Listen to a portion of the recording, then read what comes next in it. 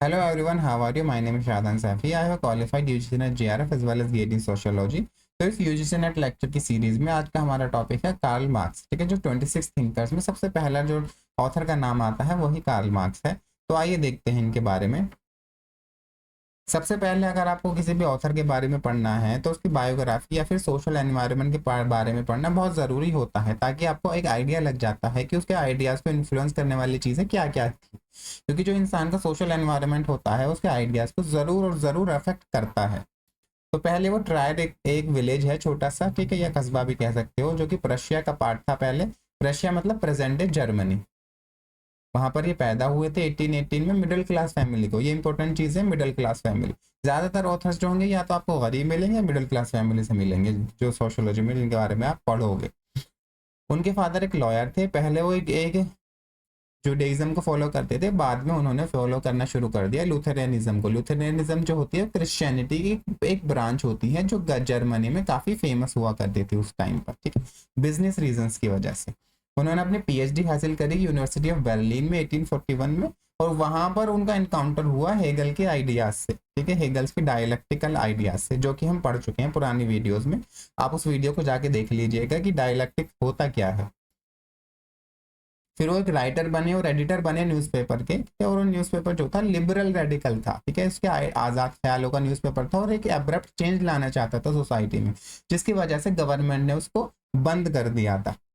1843 में उन्होंने शादी करी और जर्मनी को छोड़कर पेरिस चले गए। जर्मनी को क्यों छोड़ा था? उनके रेडिकल आइडियाज की वजह से उनको जर्मनी छोड़ना पड़ा। फ्रांस में जाकर जब वो गए तो उनको एक फ्रेंच सोशलिज्म के बारे में पता चला और इंग्लिश पॉलिटिकल इकोनॉमी के बारे में। तो यहाँ पर उन्होंने सोशलिज्म को एनकाउंटर किया। ठीक है, और सोशलिज्म तो आपको पता ही है क्या होता है। पॉलिटिकल इकोनॉमी में क्या होता है कि आप इकोनॉमी को के अंदर जो पावर डायनेमिक्स होती है उसके बारे में स्टडी करते हुए वो पावर डायनेमिक्स इकोनॉमी को कैसे अफेक्ट कर रही होती है। जैसे कि एडम स्मिथ की जो बुक थी ना, वो पॉलिटिकल इकोनॉमी की बुक मानी जाएगी, the wealth of Nations. In ideas को उन्होंने हेगेलियनिज्म के साथ कंबाइन किया और अपने जो इंटेलेक्चुअल ओरिएंटेशन था उसको वहां पर उसने कंप्लीट किया फ्रांस में। अब वहां पर उनकी मुलाकात हुई फ्रेडरिक एंजल्स से। ठीक है, उनके साथ मिलकर उन्होंने बहुत सारी किताबें लिखी, जैसे कि the Holi family, the German ideology, etcetera etcetera. France से भी वो एक्सपेल्ड कर दिए गए 1845 में, उनकी राइटिंग की वजह से, उनके आइडियाज की वजह से। ठीक है, फिर वो चले गए ब्रसेल्स। और ब्रसेल्स में जाने के बाद वो कम्युनिस्ट लीग के एक एक्टिव मेंबर बन गए और उन्होंने कम्युनिस्ट मैनिफेस्टो भी लिखा है 1848 में, जो कि बहुत बहुत बहुत फेमस डॉक्यूमेंट होता है। मैनिफेस्टो दिखाता है कि किसी भी अगर आप एक पार्टी या ऑर्गेनाइजेशन है, उसके मोटिव्स या एम क्या है, वो सब मैनिफेस्टो में लिखे जाते हैं। ठीक है, तो कम्युनिस्ट जो लीग थी या फिर कम्युनिस्ट पार्टी कह सकते हो, उसका एक उन्होंने मैनिफेस्टो लिखा था। जैसे कि आप कोई भी इलेक्शन में होता है तो पार्टीज अपना एक मैनिफेस्टो रिलीज करती हैं कि वो क्या क्या करेंगी, उनके क्या क्या आइडियल्स हैं, क्या क्या ऑब्जेक्टिव्स हैं, वो सब आते हैं मैनिफेस्टो में। फिर वो 1849 में लंदन मूव कर गए। ठीक है, अब उसके बाद उन्होंने लंदन में जाने के बाद एक रिवॉल्यूशनरी आइडियाज से पीछे हटना शुरू कर दिया। ऐसे रिवॉल्यूशनरी एक्टिविटीज से, आइडियाज से नहीं, सॉरी। और अपना जो फोकस था पूरा रिसर्च पे कर दिया। तो लंदन में जाने के बाद उन्होंने बहुत सारी फेमस किताबें लिखी। सबसे फेमस जो किताबें थी उनमें थी दास कैपिटल, या फिर इसको कैपिटल भी कहते हैं, जिसके 3 वॉल्यूम्स उन्होंने लिखे थे। ठीक है, तो अपनी पूरी जिंदगी में ज्यादातर वो गरीबी में उन्होंने जिंदगी गुजारी। ठीक, और जो उनके दोस्त थे एंजल से, और उनकी थोड़ी राइटिंग से थोड़ा बहुत जो पैसा आता था उससे वो जिंदगी गुजारा करते थे। उन्होंने 1864 में पॉलिटिकल एक्टिविटी को दोबारा ज्वाइन किया। इंटरनेशनल एक ऑर्गेनाइजेशन थी उसके थ्रू, और कैपिटल अपनी बुक लिखी थी, उससे वो काफ़ी फेमस हो गए थे। फिर 1876 में इंटरनेशनल जो ऑर्गेनाइजेशन थी उसको डिसॉल्व कर दिया गया, और पर्सनल इलनेस की वजह से, ठीक है, वो बीमार पड़ने लगे। उनकी वाइफ की डेथ हो गई। ठीक है, उनकी एक डॉटर की डेथ हो गई 1882 में, और फाइनली कार्ल मार्क्स की भी डेथ हो गई 1883 में। ठीक है, अब इनके जो भी आइडियाज थे उसके बारे में देखने से पहले हम देखते हैं कि कार्ल मार्क्स के ऊपर किन किन लोगों का इन्फ्लुएंस था। सबसे पहले तो हेगल का इन्फ्लुएंस था। ठीक है, हेगल का जो डायलैक्टिक आइडियाज था उसको कार्ल मार्क्स ने एक्सेप्ट कर लिया था, मगर चेंज फॉर्म में। वो कैसे, हम आगे देखेंगे। अब क्या हुआ, इन्होंने फ्यूरबैक को फॉलो करते हुए उन्होंने क्या किया, जो हेगल की आइडियलिस्ट फिलोसॉफी थी उसको अपोज किया। डायलेक्टिक्स को तो एक्सेप्ट किया हेगल की, मगर उसकी आइडियलिस्ट फिलोसॉफी का अपोज किया। आइडियलिस्ट फिलोसॉफी में क्या होता है कि ये माना जाता है कि हर चीज का ओरिजिन जो होता है या हर चीज की रियलिटी जो होती है वो सिर्फ और सिर्फ आइडियाज की फॉर्म में होती है। ह्यूमंस के माइंड के अंदर होती है रियलिटी हर एक चीज की। इन यहाँ तक कि जो वेल्थ है, लेबर है, या फिर स्टेट जो होते हैं, नेशन स्टेट, ये सब भी क्या है, आइडियाज होते हैं। कोई रियल एंटिटीज पर उनका फोकस नहीं होता है, सिर्फ और सिर्फ आइडियाज पर फोकस होता है। वो कहते हैं अगर आपको सोसाइटी में चेंज लाना है तो आइडियाज में चेंज लाओ, सोसाइटी में चेंज अपने आप आ जाएगा। तो हेगल ने, और उसके साथ साथ इन ये तो हेगल कहते ही थे क्योंकि वो आइडियलिस्ट फिलोसॉफी के फॉलो करते थे। उनका कहना भी ये भी था हेगल का कि जो इवोल्यूशन होता है वो लोगों के कंट्रोल में नहीं होता। मैंने अब दूसरे वीडियो में बताया था कि जो इवोल्यूशन होता है वो कॉन्शियसनेस का इवोल्यूशन हो रहा होता है, और जो कॉन्शियसनेस का इवोल्यूशन होता है वो लोगों के कंट्रोल में नहीं हो रहा होता है, और जो दुनिया है वो चेंज होकर ये अपनी अपनी एडवांस स्टेज में बढ़ रही होती है। इसलिए एक रिवॉल्यूशनरी चेंज की जरूरत नहीं है। जबकि मार्क्स ने सारे आइडियाज को अपोज किया था। मार्क्स ने कहा नहीं, ऐसा नहीं है, ये गलत है। जो मॉडर्न वर्ल्ड की प्रॉब्लम्स जो होती है ना वो एक आइडियाज की वजह से नहीं होती है, वो मटेरियल सोर्सेज की वजह से होती है। ठीक है, मटेरियल सोर्सेज की वजह से। जैसे कि आजकल तुम देखो कि ज्यादातर लोगों की प्रॉब्लम क्या होंगी कि पैसा नहीं है हमारे पास, ठीक है, या फिर हमारे पास रहने के लिए घर नहीं है। तो ये सब क्या है, ये मटेरियल सोर्सेज की वजह से प्रॉब्लम आ रही है ना, मटेरियल की वजह से प्रॉब्लम है, कोई आइडियाज की वजह से प्रॉब्लम तो है नहीं। तो कार्ल मार्क्स ने भी यही कहा था कि मटेरियल सोर्सेज की वजह से जो प्रॉब्लम होती है वही रियल प्रॉब्लम्स होती है, और उनको सिर्फ और सिर्फ सॉल्व किया जा सकता है कलेक्टिव एक्शन के थ्रू, कि सारे लोग जो हैं वो एक कलेक्टिव एक्शंस लें, और जो मटेरियल प्रॉब्लम्स हैं या मटेरियल सोर्सेस हैं जिनको हम स्ट्रक्चर्स ऑफ कैपिटलिज्म भी कह सकते हैं, उसको बदल दें, चेंज कर दें, ठीक, और एक कम्युनिस्ट सोसाइटी ले आए। उसको हम बाद में पढ़ेंगे। उसके बाद लडविग फ्यूरबैक का उनके ऊपर इन्फ्लुएंस ये था कि फ्यूरबैक की तरह वो भी मटीरियलिस्ट फिलोसॉफी को फॉलो करते थे, कार्ल मार्क्स, ठीक। मगर फ्यूरबैक का जो मटीरियलिज्म था वो मेन फोकस था उनका रिलीजियन के ऊपर, ठीक है, जबकि कार्ल मार्क्स का फोकस था सोसाइटी के ऊपर, स्पेशली इकोनॉमी के ऊपर, ठीक। दूसरा, फ्यूरबैक ने डायलेक्टिक थिंकिंग जो थी उसको इग्नोर कर दिया था, उस पर ज्यादा ध्यान नहीं दिया था या फिर उसको रिजेक्ट कर दिया था, जबकि कार्ल मार्क्स ने डायलेक्टिक थिंकिंग को एक्सेप्ट कर लिया था। तीसरा, फ्यूरबैक ने प्रैक्सिस को इग्नोर किया था, जबकि कार्ल मार्क्स एक एक्टिव सपोर्टर थे प्रैक्सिस के, यानी कि जो आपने थ्योरी दी है उसका कुछ प्रैक्टिकल एप्लीकेशन भी होना चाहिए ग्राउंड पर, उसको कहते हैं प्रैक्सिस या फिर प्रैक्टिकल एक्टिविटी। जैसे कि कार्ल मार्क्स रिवॉल्यूशन की बात करते थे अपनी थ्योरी के जरिए, तो वो प्रैक्सिस ही तो हुआ, अपने थ्योरीज को लोगों को समझाना चाहते थे ताकि लोग एक रिवॉल्यूशन लाएं। तो यहाँ पर हमने क्या देखा कि कार्ल मार्क्स ने हेगल से क्या लिया, डायलेक्टिक, ठीक है, और फ्यूरबैक से क्या लिया, मटीरियलिज्म। तो दोनों को कंबाइन करके डायलेक्टिकल मटीरियलिज्म की फिलोसॉफी इजाद करी। डायलेक्टिक मटीरियलिज्म में क्या होगा कि आप डायलेक्टिक थिंकिंग के बारे में तो पढ़ोगे, मगर उसका जो सोर्स होगा वो मटीरियल कंडीशन की वजह से डायलेक्टिक थिंकिंग डेवलप हुई होगी, ठीक है। कॉन्ट्राडिक्शन जो पढ़ोगे आप सोसाइटी में वो मटीरियल कंडीशन की वजह से होंगे, ठीक है। आप इंटर रिलेशनशिप के बारे में जो पढ़ोगे सोसाइटी में वो भी उनका भी एक मटीरियल बेस होगा, ठीक है। तो एब्स्ट्रैक्ट आइडियाज को इग्नोर कर दिया था कार्ल मार्क्स ने। अब देखो ज्यादातर लोग जो होते हैं वो कार्ल मार्क्स की मैक्रो सोशियोलॉजी के बारे में पढ़ते हैं कि उन्होंने कैपिटलिज्म के बारे में क्या कहा, क्या क्या स्ट्रक्चर्स होते हैं कैपिटलिज्म से, कि कैसे जो कैपिटलिस्ट लोग होते हैं वो सरप्लस वैल्यू को अप्रोप्रिएट कर लेते हैं अपने फायदे के लिए। मगर इससे पहले भी, सबसे पहले जो कार्ल मार्क्स ने अपनी जिंदगी की शुरुआत में एक माइक्रो सोशियोलॉजी भी दी थी। तो पहले हम कार्ल मार्क्स की माइक्रो सोशियोलॉजी के बारे में पढ़ेंगे। माइक्रो सोशियोलॉजी में क्या है कि उन्होंने इंडिविजुअल या फिर ह्यूमन बींग्स के बारे में बात करी थी एक इंडिविजुअल लेवल पर, ठीक है। उसके बाद फिर कार्ल मार्क्स की मैक्रो सोशियोलॉजी के बारे में पढ़ेंगे हम लोग। अब सबसे पहला जो टॉपिक आता है कार्ल मार्क्स की माइक्रो सोशियोलॉजी में वो आता है ह्यूमन पोटेंशियल का। अब ह्यूमन पोटेंशियल क्या होता है, ह्यूमन पोटेंशियल का मतलब आपको पता होगा कि ऐसे पोटेंशियल का मतलब होता है कोई ऐसी चीज जो आपने रियलाइज नहीं करी हो मगर आपके अंदर कैपेबिलिटी हो कि आप उसको रियलाइज कर सकते हो। जैसे टीचर कहता है कि इस स्टूडेंट में पोटेंशियल है कि ये अच्छे मार्क्स ला सकता है मगर अभी नहीं ला रहा है ना, तो उसी को ह्यूमन पोटेंशियल कहेंगे। कि ह्यूमन के अंदर जो पोटेंशियल होता है कि वो चीज अचीव कर पाए, कोई भी चीज वो ह्यूमन अचीव कर पाए अगर उसकी सराउंडिंग कंडीशंस आइडियल हो, उसको ना रोक रही हो, ठीक है। तो ह्यूमन पोटेंशियल ऐसी ऐसी ह्यूमंस की क्रिएटिविटी या फिर क्रिएटिव एक्टिविटी होगी ह्यूमंस की जो उनको सेटिस्फैक्शन देगी, ठीक है, और वो क्रिएटिविटी को अपने अपने मतलब सोसाइटी में इम्प्लीमेंट कर सकेंगे। क्यों? क्योंकि उनको रोकने वाले जो कैपिटलिस्ट स्ट्रक्चर थे वो नहीं है सोसाइटी में। तो अगर कैपिटलिस्ट जो स्ट्रक्चर ऑफ कैपिटलिज्म है उनको खत्म कर दिया जाए तो फिर क्या होता है, ह्यूमन अपने एक क्रिएटिव एबिलिटी को डेवलप कर सकता है और वो जो चाहे, ठीक है, जो करना चाहे वो कर सकता है, ठीक। तो उसको कहते हैं ह्यूमन पोटेंशियल।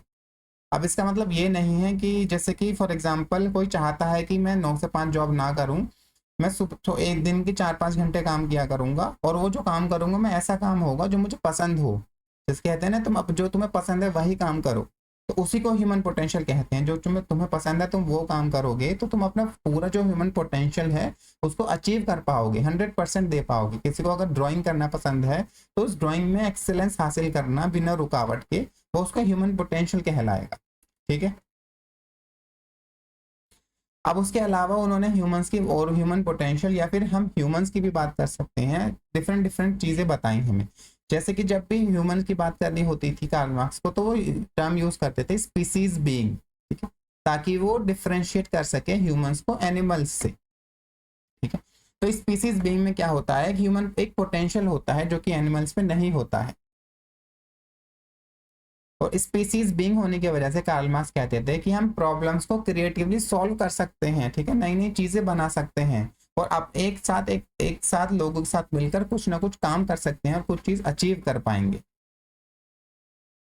तो ऑब्वियस सी बात है ना, ह्यूमंस जो होते हैं वो एनिमल से अलग होते हैं। एनिमल्स तो अपनी बेसिक नीड्स को पूरा करने में लगे रहते हैं, मगर ह्यूमंस जो होते हैं वो अपनी बेसिक नीड्स से आगे हटकर भी बहुत सारी प्रोडक्ट बनाते हैं, नेचर को अप्रोप्रिएट करते हैं, घर बनाते हैं, कपड़े बनाते हैं, ठीक है, जो आर्ट बनाते हैं, ठीक, आर्टिफैक्ट्स बनाते हैं, ये सब क्या है, ब्रिजेस बनाते हैं या कंप्यूटर बनाते हैं। ये सब ह्यूमंस के एक स्पीसीज बीइंग होने की वजह से है, क्योंकि वो अलग है एनिमल्स से।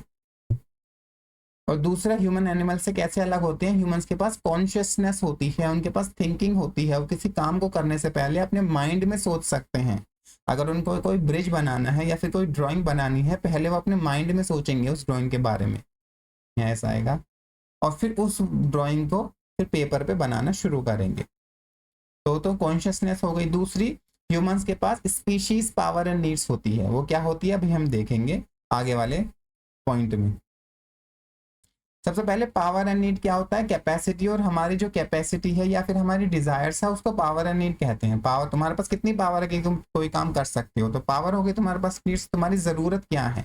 तो दो तरह की होती है ये पावर एंड नीड। एक होती है नेचुरल पावर एंड नीड, यानी कि जो ऐसी पावर एंड नीड जो एनिमल्स और ह्यूमंस में सेम होती है, जैसे कि सब दोनों को खाना मिलना चाहिए, ठीक है, दोनों को सोना है, ठीक है, दोनों को रेस्ट करना है, ये सब क्या है, नेचुरल पावर्स एंड नीड्स, जो कि ह्यूमंस और एनिमल्स में सेम होती हैं, ठीक है। दूसरा आता है species power and needs. Species power and needs animals में नहीं होती हैं, वो स्पीसीज बीइंग में ही पाई जाती हैं, सिर्फ और सिर्फ ह्यूमंस में ही पाई जाती हैं। जैसे कि क्रिएटिविटी, या फिर जो अपने लेबर का इस्तेमाल हो, क्रिएटिविटी का इस्तेमाल करके इंसान आर्ट वर्क बनाए, हाउसेस बनाए, टेक्नोलॉजी डेवलप करे, नॉलेज को आगे बढ़ाए, ये सब क्या है, स्पीसीज पावर एंड नीड्स के एग्जाम्पल्स होंगे। अब देखो, ऐसा नहीं है कि नेचुरल पावर एंड नीड्स में भी इंसान एनिमल से अलग होता है। इंसान अपनी नेचुरल पावर एंड नीड्स को पूरा करने के लिए भी जानवर को रास्ते नहीं अपनाता है, वो अलग रास्ते अपनाता है। अपना खाना हासिल करने के लिए वो जंगल में जाके हंट करके उसको कच्चा नहीं खाएगा, ऐसा नहीं करेगा। वो खेती करेगा, अनाज उगाएगा, फिर उसे ब्रेड बनाएगा, फिर ब्रेड को खाएगा। तो हमारी जो नेचुरल पावर एंड नीड्स को पूरा करने के लिए भी ह्यूमंस जो है वो एक अलग तरीके का इस्तेमाल करते हैं। तो इन तरीकों से जो ह्यूमंस होते हैं वो एनिमल से अलग बताए थे कार्ल मार्क्स ने। अब नेक्स्ट टॉपिक आता है लेबर। अब लेबर क्या होता है, लेबर एक ऐसा प्रोसेस होता है, ठीक है, इस प्रोसेस में इंसान जो है वो नेचर के साथ इंटरेक्ट करता है और कुछ ना कुछ एक आउटपुट बनाता है, कुछ प्रोडक्ट बना रहा होता है। उस प्रोडक्ट में उस इंसान की कैपेबिलिटीज या फिर क्रिएटिविटी एक्सप्रेस हो रही होती है, ठीक है। तो ये बहुत इंपॉर्टेंट है, उसकी कैपेबिलिटीज और क्रिएटिविटीज एक्सप्रेस होना। जैसे कि लेबर का क्या एग्जांपल होगा कि आपने जंगल में कोई इंसान गया और पेड़ की टहनी काटी ताकि वो खाना बना सके। तो पेड़ की टहनी काटना, उसको कलेक्ट करके घर पे लाना, वो क्या हो जाएगा, ये प्रोसेस क्या कहलाएगा, लेबर। उसने लेबर करी ताकि वो पेड़ की टहनी को इकट्ठा करके घर पर ला सके। अब जो लेबर होता है वो यूनिकली ह्यूमन होता है। जैसे जैसे कि पेड़ की अगर टहनी काटनी हो तो इंसान पहले सोचेगा मैं इस वाली टहनी को काटूंगा और उसको इतने पार्ट में काट के एक बंडल बना लूंगा, घर ले जाऊंगा। तो पहले उसने अपने दिमाग में सोचा, ठीक है। दिमाग में सोचने के बाद उसने फिर उसको फील्ड पर अप्लाई किया, तो उसको कहते हैं ऑब्जेक्टिफिकेशन। तो इंसान जो है ना वो ऑब्जेक्टिफिकेशन के कैपेबल होता है, वो अपने माइंड में चीज़ों को इमेजिन कर सकता है, फिर उनको इम्प्लीमेंट कर सकता है ग्राउंड पर। एनिमल्स ऐसा नहीं कर सकते, वो अपने इंस्टिंक्ट पर काम करते हैं, ठीक है। अब लेबर के तीन एस्पेक्ट होते हैं। ऑब्जेक्टिफिकेशन हो गया, पहले अपने माइंड में वो सोचेगा लेबर को, जैसे कि कोई लकड़ी अवेलेबल है, उसको उस लकड़ी का इस्तेमाल करके कुल्हाड़ी बनानी है, तो दिमाग में सोचेगा ना कैसे कैसे मैं डिजाइन बनाऊंगा कुल्हाड़ी का, कैसे किस लकड़ी को चूज करूंगा। उस लकड़ी को चूज करना वो क्या हो जाएगा, ऑब्जेक्टिफिकेशन ऑफ लेबर। दिमाग में अब एक अपने आइडियाज को सोचना है, फिर उसको अमल में लाना। दूसरा आता है मटेरियल रिलेशंस, यानी कि जो नेचर में उसको चीजें अवेलेबल हैं उनका इस्तेमाल करके वो अपनी मटेरियल नीड्स को पूरा कर रहा होगा। अगर उसको कुल्हाड़ी बनानी है तो वो पेड़ से टूटी हुई या टहनियों की लकड़ी का इस्तेमाल करेगा, या फिर पेड़ को काटेगा उसकी लकड़ी का इस्तेमाल करने लगेगा। तो मटेरियल रिलेशन बनेगा ह्यूमन और नेचर के बीच में। अब इसमें क्या होगा, इस लेबर के प्रोसेस में वो सेल्फ ट्रांसफॉर्मेशन, वो खुद को भी ट्रांसफॉर्म करने लगेगा। जो लेबरर होगा उसकी नीड्स ट्रांसफॉर्म होने लगेंगी, उसकी कॉन्शियसनेस ट्रांसफॉर्म होने लगेगी, उसका ह्यूमन नेचर ट्रांसफॉर्म होने लगेगा। कुल्हाड़ी बना ली उसने, तो अब उस कुल्हाड़ी का इस्तेमाल करके कुछ और चीज भी बना सकता है। वो उसकी नीड्स जो होगी वो ट्रांसफॉर्म हो गई, उसकी कॉन्शियसनेस ट्रांसफॉर्म हो गई, क्योंकि अब उसने छोटी सी कुल्हाड़ी बनाई है। अब अपने अपने दिमाग में कॉन्शियसनेस का इस्तेमाल करके, थिंकिंग का इस्तेमाल करके कुछ बड़ा ऑब्जेक्ट भी सोच सकता है, उस लकड़ी से बड़ा ऑब्जेक्ट भी बना सकता है, ठीक। उससे ह्यूमन का नेचर भी चेंज हो जाएगा।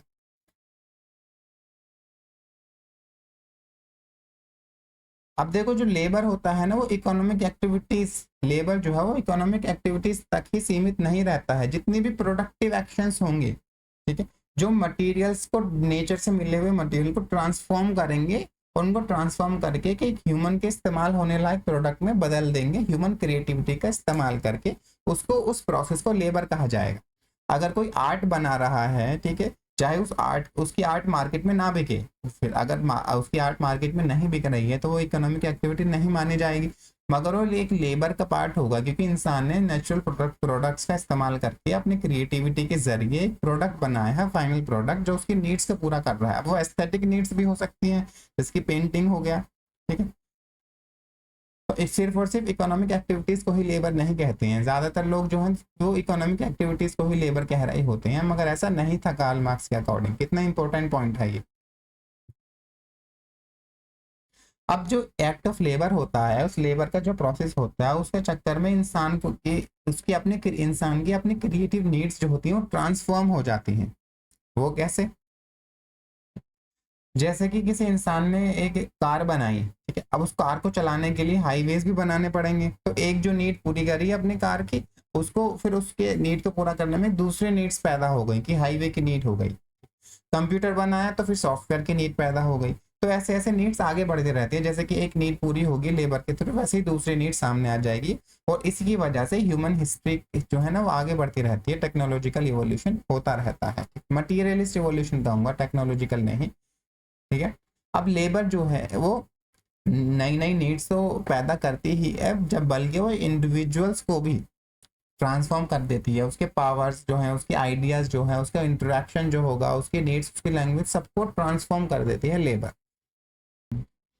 जैसे कि फॉर एग्जांपल शुरू में जो इंसान था वो जंगल में रहता था, ठीक है। जंगल में वो अपने लेबर का इस्तेमाल करता था, प्रिमिटिव टूल्स बनाता था, प्रिमिटिव कुल्हाड़ी बनाता था, एटसेट्रा एटसेट्रा। मगर धीरे धीरे क्या हुआ, उसने प्रिमिटिव टूल्स को बनाने के बजाय एक एडवांस टूल बनाने बनाने लगा, कि वो हल बनाने लगा, ठीक है। जब हल बनाने लगा, ठीक है, तो हल का इस्तेमाल करके वो खेती कर सकता था। अब देखो यहाँ पर जो लेबर का इस्तेमाल करके उसकी नीड्स कन्वर्ट हो गई। पहले वो एक एक कुल्हाड़ी बनाता था, उससे जो भी करता होगा, लकड़ी काटता होगा या फिर हंट करता होगा या फिर बो एंड एरो बनाता था। उसके बाद उसने धीरे धीरे इंप्रूवमेंट किया, कि हल बनाया और खेती करना शुरू करा। तो नीड्स ट्रांसफॉर्म हो गई, खेती करने के लिए अब जमीन चाहिए होगी, उसने जंगल का सफाई किया और खेती करना शुरू कर दिया। अब उस खेती करने में क्या हुआ, एक सेटल्ड एग्रीकल्चरल लाइफ पैदा हो गई। यानी कि अब सेटल्ड एग्रीकल्चरल लाइफ में क्या था, पहले तो वो गुफाओं में रहता था, उसकी जो इंटरेक्शन था लोगों के साथ वो अलग था, उसकी क्या पता लैंग्वेज भी नहीं थी। मगर जैसे ही खेती करने लगा, वो एक सेटल्ड एग्रीकल्चरल लाइफ को उसने अपना लिया, तो उसका इंटरेक्शन जो था लोगों से बदल गया। अब बहुत सारे लोग एक साथ इकट्ठा होकर एक पार्टिकुलर जगह में रहने लगे, तो उन सब सारे लोगों की अलग अलग नीड्स हो गई और एक लैंग्वेज डेवलप करी ताकि लोग आपस में बात कर पाए। ठीक है, और लोगों में आप एक साथ रहने लगे, सरप्लस प्रोड्यूस होने लगा, तो अब यहाँ पर लोगों के अंदर आइडियाज डेवलप होने लगे, उनका इंटरेक्शन चेंज हो गया, उनकी नीड्स डेवलप हो गई, उन्होंने एक लैंग्वेज बनाई ताकि वो लोगों के साथ इंटरेक्शन करें। और जैसे जैसे ये प्रोसेस आगे आएगा, इन सब में फर्दर चेंज होता रहेगा। अब लैंग्वेज भी तो स्टैटिक नहीं होती है ना, हर चीज चेंज होती है। अब देखो, जो कार्ल मार्क्स की डायलेक्टिक थिंकिंग थी वो भी यही कहती है कि चेंज होता रहेगा हर चीज, कोई भी चीज कांस्टेंट नहीं होती है, हमेशा चेंज देखने को तुम्हें मिलेगा हर चीज में। ठीक है, तो लेबर की वजह से हर चीज में चेंज देखने को मिला। अब तीसरी चीज, जो लेबर या फिर इंडिविजुअलिटी जो होती है इंसान की, या फिर कॉन्शियसनेस, वो सारी चीजें सोशल होती हैं, वो दूसरे के रेस्पेक्ट में या दूसरे इंसानों के रिलेशन में ही डेवलप होंगी। अगर आप लेबर को देखें तो इंसान क्या होगा, कोई भी प्रोडक्ट बना रहा होता है तो दूसरे लोगों के साथ एक रिलेशन होता है, उनके साथ कोऑपरेशन करता है, वो प्रोडक्ट बनाता है, कुछ रॉ मटेरियल खरीदेगा उनसे, या फिर फिनिश्ड प्रोडक्ट को दूसरे लोगों को बेचेगा जो उसको इस्तेमाल करेंगे। तो एक तरह से सोशल फिनोमेना होते हैं। इंडिविजुअलिटी, इंसान की जो अपनी इंडिविजुअलिटी होती है वो भी सोसाइटी में रहकर डेवलप होती है, कॉन्शियसनेस भी सोसाइटी में रहकर डेवलप होती है। अब जंगल में कोई रह रहा है तो उसके अंदर कॉन्शियसनेस कहाँ से आएगी? तो कार्ल मार्क्स ने यही कहा था कि इंडिविजुअल का ट्रांसफॉर्मेशन और सोसाइटी का ट्रांसफॉर्मेशन इनसेपरेबल है। ठीक है,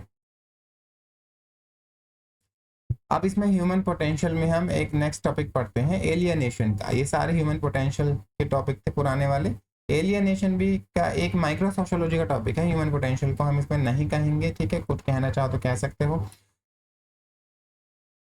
अब देखो, एलियनेशन सिंपल टर्म्स में क्या होता है, कोई मान लो 9 to 5 कॉर्पोरेट ऑफिस में जॉब कर रहा है। ठीक है, तुम उससे जाके पूछोगे, वो कहेगा कि मुझे अपनी जॉब में मजा नहीं आ रहा है, कुछ कुछ इंटरेस्टिंग ही नहीं होता, जो सुबह मशीन की तरह जाओ, ऑफिस में काम करो और शाम को घर वापस आ जाओ, ऐसी डल सी लाइफ हो गई है। तो इसका मतलब क्या है, वो एलियनेटेड फील कर रहा है, एलियनेटेड फील कर रहा है। इसी को एलियनेशन कहते हैं। इंसान जो होता है वो डिस्टेंट फील करने लगता है। किससे डिस्टेंस फील करने लगता है? अपने काम से। उसको अपने काम में इंटरेस्ट नहीं आता क्योंकि वो अपनी क्रिएटिव एबिलिटी को इस्तेमाल नहीं कर रहा होता है अपने काम में, और अपने ह्यूमन नेचर से वो एक कनेक्शन जो होता है ना उसका, वो टूट जाता है और इंसान एलियनेटेड फील करता है। एलियन का मतलब क्या होता है कि ऐसे ऐसे लोग जो बाहर से आए हो। ठीक है, अगर कोई एशिया में रहता है तो अमेरिका में रहने वाला लोग आदमी उसके लिए एलियन हुआ। ठीक है, या फिर कोई अर्थ में रह रहा है कि मान लो कोई बाहर बाहर की एक्स्ट्रा टेरेस्ट्रियल स्पीसीज हमने ढूंढ लिए, तो वो क्या हमारे लिए एलियन हो गए। यानी कि एक तरह से हमारा जो कनेक्शन है ना वो बहुत दूर का है, या कनेक्शन है ही नहीं उनके बीच में। तो इस एक डिस्टेंट या कनेक्शन या फिर कोई भी कनेक्शन ना होने को एलियनेशन कहा जाएगा। तो यहाँ पर एलियनेशन में क्या होता है, इंसान का अपने या फिर वर्कर का अपने काम से लेकर या फिर अपने ह्यूमन नेचर से लेकर एक एक कनेक्शन जो बना हुआ होता है वो टूट जाता है। तो एलियनेशन में इंसान काम तो कर रहा होगा, लेबर तो कम कर रहा होगा, मगर लेबर उसको मीनिंगफुल नहीं लग रही होगी। ठीक है, वो लेबर करने में अपनी क्रिएटिविटी का इस्तेमाल नहीं कर रहा होगा, ऑब्जेक्टिफिकेशन का इस्तेमाल नहीं कर रहा होगा। ऑब्जेक्टिफिकेशन होता है ना अपने दिमाग में आप इमेज बनाते हो किसी भी चीज की, फिर उसको उसको फील्ड में अप्लाई करते हो, उसका भी इस्तेमाल नहीं कर रहा होगा। तो इसका मतलब क्या है कि जो काम है उसका वो सिर्फ अपने पैसा कमाने के लिए काम कर रहा है, अपने क्रिएटिविटी को उभारने के लिए या फिर अपनी सेल्फ फुलफिलमेंट के लिए काम नहीं कर रहा होता है, बस पैसा कमाने के लिए काम कर रहा होता है। जैसे कि मान लो कि आप एक असेंबली लाइन वर्कर्स में एक इंसान का काम है कि आईफोन के अंदर पेज कसना है, या फिर कोई भी मोबाइल की फैक्ट्री है उसमें पेज कसने का काम है। अब उसमें उस पेज कसने के काम में उसको क्या वो अपने दिमाग में सोचे, क्रिएटिविटी लाए, या फिर कोई एक इमेज बनाए दिमाग में, उसको फील्ड में अमल में लाए, कुछ नहीं होगा। वो एक रिपीटेटिव टास्क है जो उसको पूरे दिन करना है और शाम शाम को वापस घर आ जाना है, सुबह को फिर से वही काम करना है। तो यहाँ पर लेबर एक एलियनेशन का शिकार हो जाएगा, एलियनेटेड फील करेगा, उसको मजा नहीं आएगा अपने काम में। उसने एक जो कनेक्शन था ह्यूमंस का ह्यूमन नेचर से वो टूट जाता है यहाँ पर एलियनेशन में। ठीक है, जो वर्क होता है, जो इंसान काम कर रहा होता है, वो एक्सटर्नल होता है, कोर्स्ड होता है, फोर्स करा जाता है उस पर वर्क, ताकि वो पैसा कमा के जिंदगी गुजार सके। ठीक है, अपनी मर्जी से वो काम कर नहीं कर रहा होता है, ना ही वो काम उसके लिए फुलफिलिंग होता है, उसकी जो सेटिस्फेक्शन है उसको सेटिस्फेक्शन नहीं हासिल हो रहा होता है काम से। वर्कर्स अनहैप्पी फील करते हैं, डिनाइड एट वर्क फील करते हैं। जब वो काम नहीं कर रहे होते हैं तभी वो अपने आप को फील देमसेल्फ, यानी कि खुश रह पाते हैं। अब इसमें क्या होता है कि जब इंसान 9 to 5, तो मैंने कम बोल दिया, आजकल तो लोग 8 to 8 भी काम कर रहे होते हैं, 12-12 घंटे। इसमें क्या होता है कि इंसान अपने सिर्फ एनिमल फंक्शन ही परफॉर्म कर पा रहा होता है, ईटिंग, ड्रिंकिंग, स्लीपिंग। ठीक है, जो अपने क्रिएटिव फंक्शंस होते हैं, जो क्रिएटिव लेबर होता है, जो ह्यूमन पोटेंशियल होता है, उसको इंसान अचीव नहीं कर पा रहा होता है। तो इस एलियनेशन में इंसान लेस ह्यूमन फील करता है काम पर, और एक तरह से एनिमल्स की तरह फील करने लगता है। जैसे कि एनिमल्स को एक टास्क दिया जाता है, उसको पूरे दिन करते रहते हैं। जैसे कि हल चलाने वाले जो भैंस होती है, उसको पूरे दिन हल चलाएगी, उसको कोई क्रिएटिव थिंकिंग नहीं होगी, कोई कॉन्शियस नहीं होगी, उसको एक टास्क दिया गया, वो वही रिपीटेटिव टास्क करती रहती है। इंसान भी वो मोबाइल फोन में पेज करने के कसने का टास्क है, या फिर टेलीकॉलिंग में कस्टमर से बात करने का टास्क है, एक रिपीटेटिव उनको मैनुअल्स दी जाती हैं कि आपको यही लाइंस बोलनी है। ठीक है, तो एक तरह से इंसान होता है अपने काम में लेस ह्यूमन फील करने लगता है। क्यों? क्योंकि उसकी क्रिएटिविटी का इस्तेमाल नहीं हो रहा है। देखो कितनी बार मैं रिपीट कर रहा हूँ वर्ड क्रिएटिविटी। तो कार्ल मार्क्स का पूरा जो थ्योरी थी वो इसके ऊपर ही थी, क्रिएटिविटी के ऊपर। अब एलियनेशन 4 तरह के होते हैं। तो सबसे पहले एलियनेशन होता है एलियनेशन फ्रॉम प्रोडक्टिव एक्टिविटी, यानी कि जो वो वर्क कर रहे होते हैं उससे वो अटैच नहीं हो पाते हैं, उससे एलियनेटेड फील करते हैं। उनका जो कनेक्शन होता है ह्यूमन का अपने वर्क से, कि काम करने में आपको मजा आ रहा है, ठीक है, काम करने में आपको सेटिस्फेक्शन या फुलफिलमेंट फील हो रही है, वो सब नहीं होती है। ठीक है, तो वर्कर्स काम करते हैं, वो पैसा कमाने के लिए काम करते हैं, अपनी क्रिएटिविटी को फुलफिल करने के लिए नहीं काम करते हैं। और ज़्यादातर उसकी वजह होती है कि रिपीटेटिव काम उनको दिया जाता है, जो डिवीजन ऑफ लेबर होता है ना, वो स्पेशलाइज हो जाता है। तो यहाँ पर कार्ल मार्क्स ने डिवीजन ऑफ लेबर की भी बात करी थी। डिवीजन ऑफ लेबर में यहाँ पर वो कहना चाहते थे कि जो फैक्ट्रीज होती हैं वहाँ पर काम बांट दिया जाता है, और काम भी इस तरह से बांटा जाता है कि इंसान की अपनी जो थिंकिंग है उसका इस्तेमाल हो ही ना। ठीक, कि किसी को एक असेंबली लाइन पे बैठा हुआ है, कि किसी को फोन में पेज कसना है, दूसरे को उसको डिब्बे में पैक करना है, तीसरे उस डिब्बे पे टेप लगाना है, ठीक है, चौथे को बस माल इधर से उठाकर उधर रखना होता है। तो एक तरह से मोनोटोनस और रिपीटेटिव वर्क होता है लोगों का, और लोग उससे अटैच फील नहीं कर पाते हैं, और एलियनेटेड फील करते हैं अपने काम से। दूसरा होता है एलियनेशन फ्रॉम द प्रोडक्ट, जो काम करने के बाद फाइनल प्रोडक्ट मिला उससे वो एलियनेटेड फील करते हैं। वो कैसे? वो ऐसे जो कि मान लो कोई फोन की फैक्ट्री में काम करता है और फोन बना रहा होता है, तो उसकी वेजेस है 15,000, जो उसने फोन बनाया है वो 60,000 का है। तो वो प्रोडक्ट, पहली बात तो उस प्रोडक्ट को, अपने लेबर के प्रोडक्ट को वो कभी ओन ही नहीं कर पाएगा, वो उसका नहीं है, वो किसका है? वो कैपिटलिस्ट का है। तो एक तरह से एलियनेटेड फील करेगा वो। तो समझ गए आप लोग कि जो प्रोडक्ट बना रहा होता है वो उसका नहीं होता, प्रोडक्ट वो मालिक का होता है, ये कैपिटलिस्ट लोगों का प्रोडक्ट होता है। दूसरा कि वो प्रोडक्ट को ओन ही नहीं कर सकता, उसकी सैलरी इतनी नहीं होती है कि वो प्रोडक्ट को बनाने के बाद ओन कर सके। ठीक है, तो एलियन वो प्रोडक्ट से दूर हो जाता है, उसका जो कनेक्शन होता है ना प्रोडक्ट से, वो टूट जाता है। जैसे कि मान लो आपने बहुत मेहनत करके एक लकड़ी की क्लॉक बनाई है, ठीक है, तो आपको बहुत अच्छा लगेगा, आपको एक सेटिस्फेक्शन मिलेगा कि मैंने बनाई है, क्योंकि आप उस प्रोडक्ट को ओन करते हो। आप जो चाहे उस प्रोडक्ट के साथ करो, खुद से इस्तेमाल करो या किसी को गिफ्ट दे दो, या फिर मार्केट में बेच दो, दूसरा इस्तेमाल करेगा। तो जो सेटिस्फेक्शन मिलता है ना प्रोडक्ट बनाने के बाद उसको ओन करने से, उसको उनको उससे उस सेटिस्फेक्शन से उनको दूर कर दिया जाता है। ठीक है, तीसरा होता है एलियनेशन फ्रॉम फेलो वर्कर्स, यानी कि फैक्ट्री सेटअप में देखो कोई भी प्रोडक्शन होगा वो सोशल होता है, लोग एक दूसरे के साथ मिलकर काम कर रहे होते हैं। ठीक, तो इंसान अपने फेलो वर्कर्स के साथ मिलकर ही काम करेगा, अपने सहकर्मियों जिन्हें कहते हैं सहकर्मियों के साथ मिलकर काम करता है, तो उनसे भी वो एलियनेटेड फील करेगा कैपिटलिस्ट मोड ऑफ प्रोडक्शन में। वो कैसे? कि इंसान एक असेंबली लाइन में या फिर ऑफिस में एक दूसरे के साथ काम तो कर रहे होते हैं, मगर एक दूसरे के लिए फिर भी वो स्ट्रेंजर्स होते हैं। ठीक है, जैसे कि ऑफिस में क्यूबिकल्स में लोग बैठे हैं या असेंबली लाइंस में पास पास खड़े हुए कोई रिपीटेटिव टास्क कर रहे हैं, मगर उनको इजाज़त नहीं होती है कि आप एक दूसरे के साथ इंटरेक्शन करो, बातें करो, एक दूसरे को जानो, ठीक है। तो एक तरह से वो कंप्लीट स्ट्रेंजर्स होते हैं, जबकि वो रोज़ अपनी लाइफ का 1/3 टाइम या 1/2 12 घंटे, ठीक, वो एक बराबर में खड़े होकर काम करने में गुजार रहे होते हैं, मगर फिर भी वो एक दूसरे को नहीं जान पाते हैं। कहीं कहीं तो ऑफिस में क्या चलता है कि वर्कर्स को एक दूसरे के अगेंस्ट कर दिया जाता है कंपटीशन में, कि अगर आप कोई अच्छा काम करेगा उसको रिवार्ड मिलेगा, ठीक है। और उन जानबूझकर ऐसी चीजें करी जाती हैं जो फेलो वर्कर्स के बीच में एक दुश्मनी पैदा कर देती है, कंपटीशन पैदा कर देती है। जैसे कि आप जाओगे ऑफिस में, लोग कहते हैं कि बहुत ज्यादा टॉक्सिक कल्चर है हमारे ऑफिस का, उसको टॉक्सिक कल्चर क्रिएट किया जाता है जानबूझकर, ताकि लोगों के बीच में जो कंपटीशन है वो बना रहे। और इस तरह से वो जो लोगों के बीच में जो दुश्मनी है या हॉस्टिलिटी है, कंपटीशन है, उससे फायदा किसको होता है? कैपिटलिस्ट लोगों को होता है, ठीक है। तो यहाँ पर जो इंसान है वो अपने फेलो वर्कर से एलियनेटेड फील करने लगता है, ठीक है। यहाँ पर एलियनेशन जहां भी आए तो एक तरह से समझना कि कनेक्शन टूट गया, ठीक है, और सेटिस्फेक्शन नहीं मिल रहा, दो चीजें हैं। तो फेलो वर्कर्स के साथ कनेक्शन टूट जाता है, और जो लोगों से बात करने में, लोगों को दोस्त बनाने में जो सेटिस्फेक्शन मिलता है वो नहीं मिल पाता है काम पर।